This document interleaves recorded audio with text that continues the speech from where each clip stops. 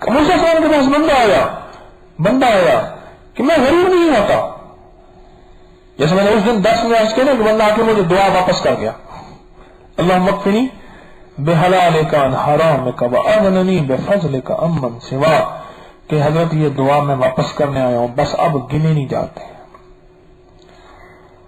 ہاں کہ اللہ کے نبی میرے پاس مال زیادہ ہے، کوئی مہربانی کریں، آپ شفقت فرمائیں۔ انہوں نے کہا ایسا کر، تو نا اونٹ پہ بیٹھ کے کھا، روٹی اونٹ پہ بیٹھ کے کھا، تیرا مال کم ہو جائے گا۔ اب نبی کا حکم تھا تو انہوں نے کہا ٹھیک ہے۔ اب اس نے جو ہے وہ کھانا اونٹ پہ، سفر حضر میں پہلے جب نیچے دسترخوان بچاتا تھا، تاجر تھا بہت بڑا، اب جہاں بھی جاتا تھا اونٹ پہ بیٹھ کے کھاتا تھا۔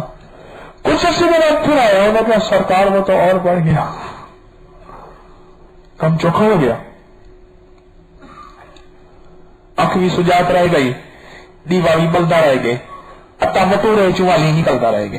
اب یہ کس کو سمجھاؤں یہ بات میں؟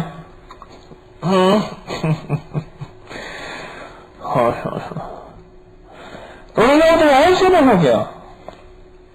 تو موسیٰ صلی اللہ علیہ وسلم نے پوچھا کہ تو میں نے تجھے کہا تھا کہ تو نے اس پہ بیٹھ کے کھانا ہے، کس پہ؟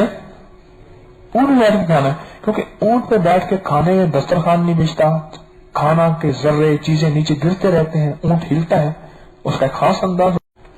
میں کہتا کام تو اور بڑھ گیا، مال اور بڑھ گیا۔ تو موسیٰ علیہ السلام نے فرمایا اچھا تو کھانا کیسا کھاتا تھا؟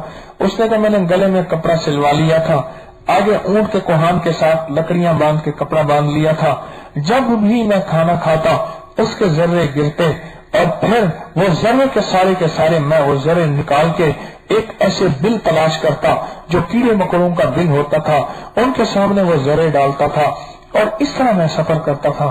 فرمایا تو قیامت تک کرتا رہے، کبھی فقیر نہیں ہو سکتا۔ کیوں تو کھاتا بھی ہے، کھلاتا بھی ہے اور رزق کی قدر بھی کرتا ہے، رزق کی قدر بھی کرتا ہے۔ ایک بات بتاؤں، یہ جو قبرستان کی چونٹیاں ہوتی ہیں نا، کیڑے مکوڑے ہوتے ہیں، جو ان کو رزق دیتا ہے، جو قبرستان کی چونٹیاں اور کیڑے مکوڑوں کو رزق دیتا ہے، کیوں؟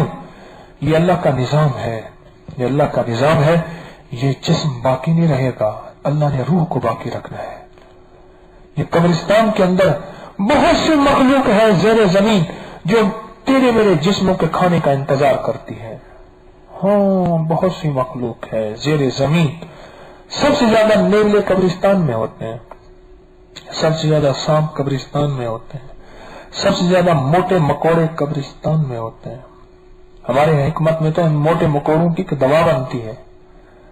ہاں بیت ذرا میں بھی ایک نسخہ لکھا ہوا ہے، موٹے مکوڑوں کی دوا بنتی ہے، دوا بنتی ہے۔ سب سے زیادہ رزق اللہ انہیں دیتا ہے، اور جو ان کو رزق دیتا ہے وہاں عجیب نظام ہے، وہ عقل نہیں مانتی، سمجھ نہیں مانتی، لیکن ہے بے زبانوں کو رزق دینا۔ اس نے کیا کیا؟ خود کھایا، جو ذرے گرے بے زبانوں کو ڈالے، اور بے زبانوں کو رزق دیا، اور بے زبانوں کا رزق کا جو ذریعہ بنتا ہے رب اس کو بے مانگے دیتا ہے، پھر اس کی زبان نہیں کھولنی پڑتی۔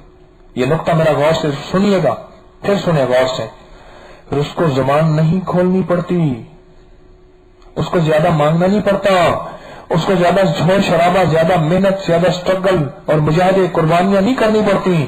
رب اس کو عطا فرماتا ہے جو بے زبانوں کو دیتا ہے۔ اور بے زبان دو قسم کے لوگ ہیں، ایک انسان بے زبان، ایک جانور بے زبان۔ انسان بے زبان وہ ہے جو سوال نہیں کرتے، عزت اور غیرت کے پیش نظر سفید پوشی ہے، سوال نہیں کرتے اور تو ان کو تلاش کر کر کے دیتا ہے۔ اور ایک وہ ہے بے زبان جو جانور ہے۔ یہ آپ کو بہت بڑا نقطہ بتا رہا ہوں۔ اللہ کے فضل سے ہمارے تسبیح خانے کے لنگر چل رہے، تسبیح خانے کا لنگر اسی وجہ سے چل رہا۔